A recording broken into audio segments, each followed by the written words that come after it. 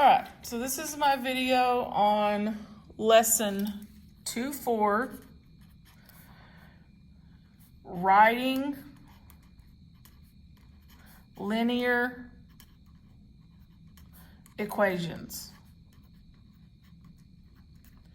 So the two things we're going to do in this lesson is we're going to write an equation of a line given the slope and a point on the line. And then we're going to also write an equation of a line parallel or perpendicular to a given line. So I'll probably have to do this one in about 3 videos because it's pretty long. This lesson encases a lot of lessons that you learned in Algebra 1. Putting them, like you probably did a whole chapter over this in Algebra 1. Now in Algebra 2, it's a review lesson all in one. So that's what's going to take a little bit. Okay, so the first thing I want to talk about is slope. What is slope-intercept form? I want to remind you what that is. Slope-intercept form is y equals mx plus b, m being slope, b being the y-intercept, which is where the line would cross the y-axis. Then we also have point slope form,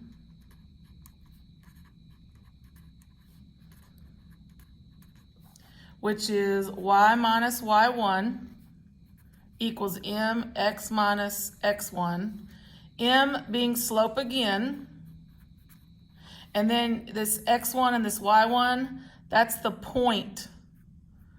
That's a point on the line. So if you were to graph this equation, that ordered pair would be a point on that line. So those are the two forms we're going to work with at the beginning. So the first thing we're going to do, using our slope-intercept form, which is the y equals mx plus b, we're excuse me, we're just going to simply find slope and y-intercept out of an equation. So, like for example, I'm going to put 3 equations down. Y equals 2x minus 4. Y equals negative 1/2. X plus 2. Y equals 2x. So we've got these 3 equations. We want what is the slope, which is m, what is b, which is y-intercept. Slope, y-intercept. Slope, y-intercept. Well, you just look at your form. If I'm going to use the form y equals mx plus b, what's in the place of m? It's 2. That's my slope. If I were going to graph it, then I would probably use it 2/1 because you need a rise and you need a run number. So you could put it 2/1. But for this, we'll just put 2. Then my y-intercept is that number, which is negative 4. That's where my line crosses the y-axis. This one, my slope, is the negative 1/2. Rise over run, rise is 1, runs 2.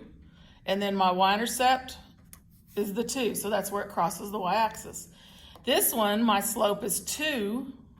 But I have nothing out here for my y-intercept. So that means it's 0. So that means that crosses at the origin.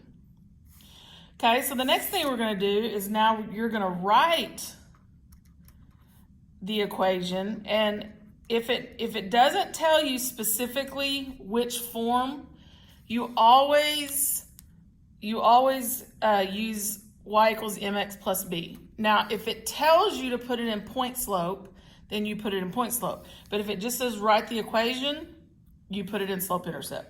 So you're going to be given, you're going to know these are slope-intercept problems because of you're given m and b.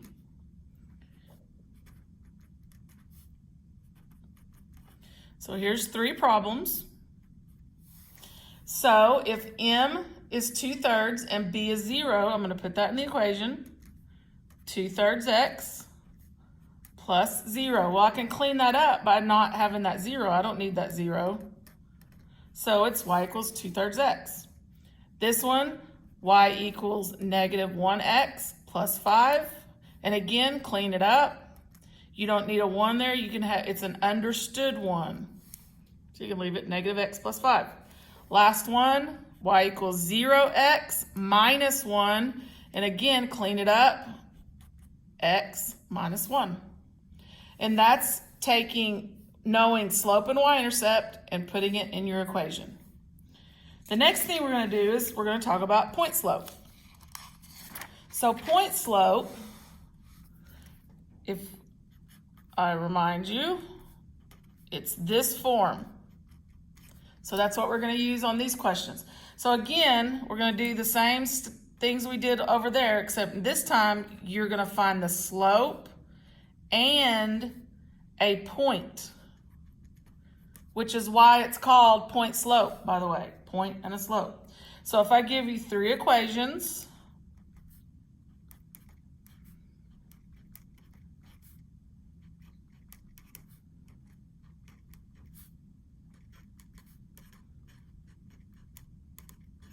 okay, so if I give you these 3 equations, you need to identify slope out of each one and then a point.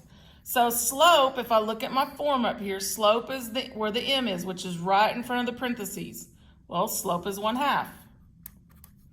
And then the points, it's always minus in the original. So if you'll look, like in this one, it's plus 2. So that means it's the opposite. If it's plus 2, that means x is going to be negative 2.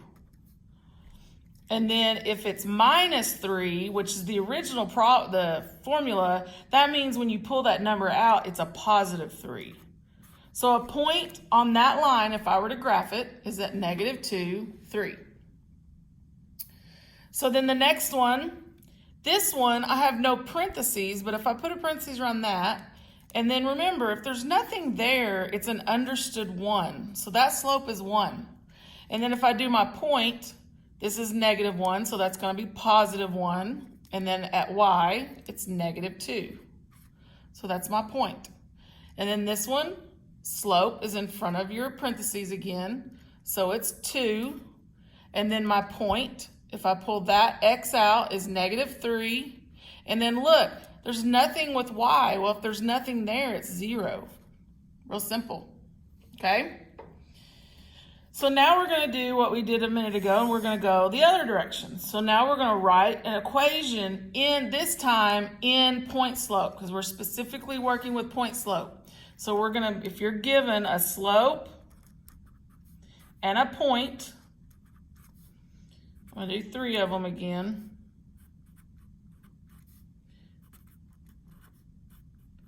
So if I'm given those 3 examples, and I know a slope and a point, so I need to put it in this form. So then I'm going to go y, and your y coordinate is 5, so it's positive 5, so it's going to be minus 5, equals my slope, and then x plus 8. That's point slope. Then I've got y minus 0 is for my y. Then my slope is negative 1, x minus 0. So this one we're going to clean up a lot because we don't need that 0, we don't need that 0, and we don't need to show that 1 because we can just write it. So that's gone, and then we're just going to put negative x. And that's the equation. And then the last one is y minus 1 equals slope is 0, x minus 1, and again we're going to clean it up. This 0 is going to make all that equal 0. So right now it looks like this. But if we want to clean it up, we can add that 1 over just to make it look a little better. And that's just y equals 1. So that's actually a horizontal line if we were to graph that. Okay? All right, I'm going to stop it here, and then I'm going to continue with another video on the next part.